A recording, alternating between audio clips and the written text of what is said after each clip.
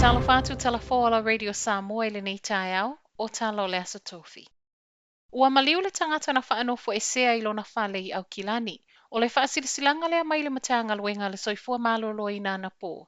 Ma e faapea o le ua Maliu o se tasi na faanofoese o na ua Maua le Koviti. I ripoti o lona fale i manukau i Aukilani saute lea na Maua atu ai e se tasi o lona ainga na alu atu e asi ana nafi wa umalo na soifua. E le o mautino e le soifua malolo ina le mafuanga o le Maliu. Pe ona o le Koviti, po o seisi mafuanga.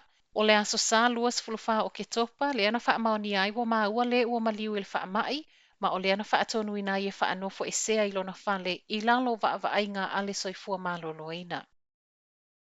E tū mau pēr siaki o lo Faia i tuaoi o Aukilani i a faafefea, ma o sa waitala e ono talia leo e se ato tangata ua umatui o lo wa aile malo i se awala i taunuu ai. O le aso na nafi na whailo ai e tamaita i palemia Jacinda Ardern, ua ngā lulue le malo e Faia se Border Control System, e whaatangai tangata Aukilani ua Faia tui e tu ua Aukilani mo le Kerisimasi ma le sama, ua ngia mai saunoanga le palemia o tangata ua Faia tui, ma fo'i mai siaki e negative e ono mafai ona whai malanga e se atu.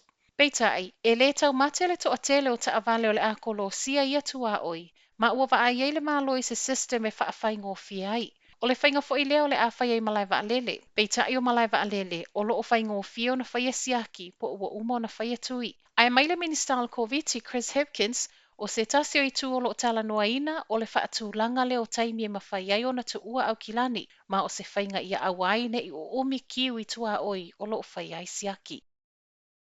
Ua tāpunia mo le vaiaso atoa le nei le kolisia lista ni Henderson i Aukilani, i le mai a mawai o se tasi o case whaamaonia.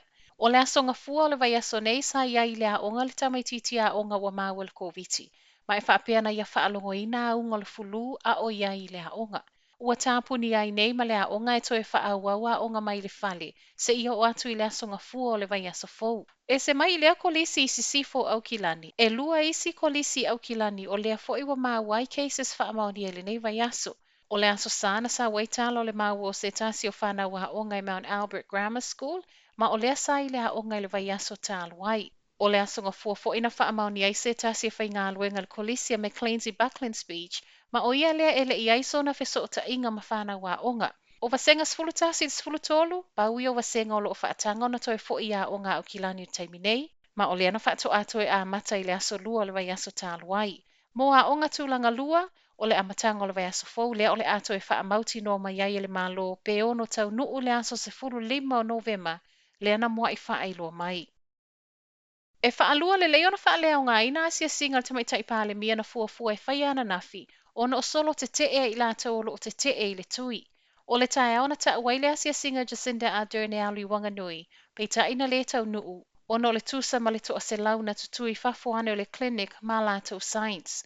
O lana asiasiga lona lua na fuafua mo Hunterville, tusa ma le se fulu tolu kilomita le mamau mai Wanganui, ma o le mea lava fo'i lea i tasi.